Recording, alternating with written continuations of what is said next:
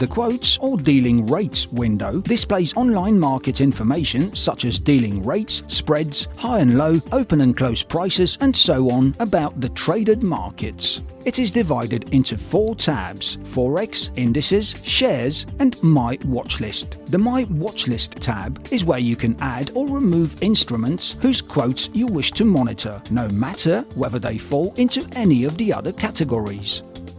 The watchlist can be used to store your favorite or frequently traded markets. Each tab can be customized by adding or removing columns, arranging the quotes in an ascending or descending order, among others. You can also insert additional fields like trend, history, etc. The quotes can be displayed either as numeric values or as tiled price windows.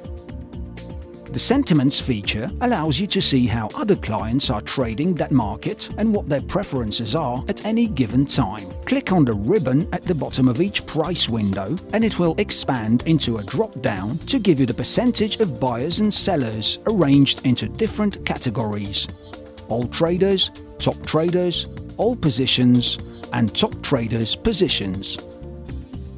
Adding more markets to any of the 4 tabs is done by clicking the Add CFDs button and choosing the instrument from the list. You can also use the search function to locate the instrument you wish to trade.